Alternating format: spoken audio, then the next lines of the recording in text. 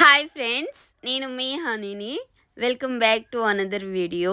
ఈరోజు మనం తయారు చేసుకోబోతున్నాం కోకోనట్ ఫ్రై. ఈ ఫ్రై మనకి చపాతీలోకి, వేడి వేడి అన్నంలోకి చాలా అంటే చాలా రుచిగా ఉంటుంది. ఫస్ట్ మనం ముందుగా హాఫ్ కోకోనట్, రా కోకోనట్ తీసుకోవాలి. ఇలా తీసుకున్న తర్వాత మనం ఈ విధంగా పగలు కొట్టుకొని పక్కన పెట్టుకోవాలి. ఇప్పుడు ఈ విధంగా తురిమిని తీసుకొని ఇలా తురుము చేసి పెట్టుకోవాలి. ఇప్పుడు పక్కన తీసి పెట్టేసేసి స్టవ్ మీద ప్యాన్ పెట్టుకొని ప్యాన్లో కొద్దిగా ఆయిల్ పోసుకోవాలి. అంటే 3 to 4 టేబుల్ స్పూన్ ఆయిల్ పోసుకున్న తర్వాత ఇప్పుడు హాఫ్ టేబుల్ స్పూన్ కన్నా తక్కువగా సాసులు వేసుకోవాలి.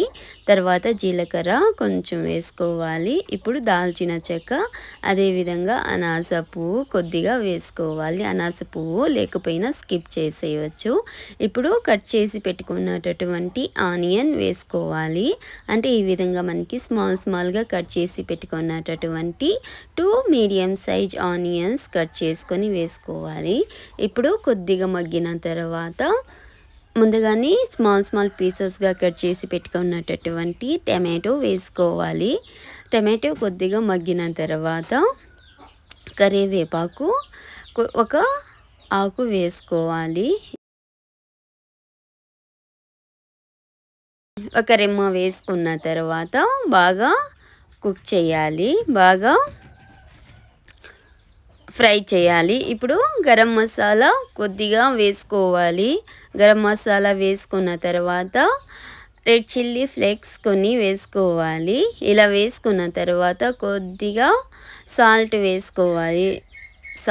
రుచికి సరిపడంత సాల్ట్ వేసుకున్న తర్వాత బాగా కలుపుకొనేసేయాలి. గ్యాస్ హై ఫ్లేమ్లో మాత్రమే పెట్టి కలుపుకోవాలి.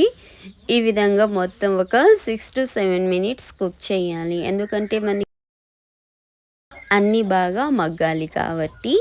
ఇప్పుడు మనం ముందుగానే తురిమి పెట్టుకున్నటువంటి కోకోనట్ వేసుకొనేసేయాలి.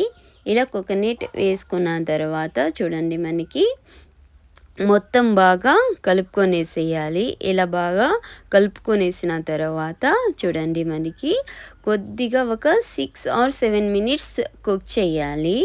ఇలా కుక్ చేసిన తర్వాత మనకి కోకోనట్ కూడా మంచిగా పచ్చివాసన పోయి మనకి పర్ఫెక్ట్గా ఉంటుంది. ఇప్పుడు ముందుగానే కట్ చేసి పెట్టుకున్నటువంటి కొత్తిమీర వేసుకోవాలి. ఇలా కొత్తిమీర వేసుకున్న తర్వాత నిమ్మరసం సగం పిండుకోవాలి. ఇలా నిమ్మరసం సగం పిండుకున్న తర్వాత మళ్ళీ ఒకసారి బాగా కలిపేసేసి స్టవ్ ఆఫ్ చేసేసేయాలి. చూడండి ఈ విధంగా మొత్తం బాగా కలుపుకొనేసేయాలి.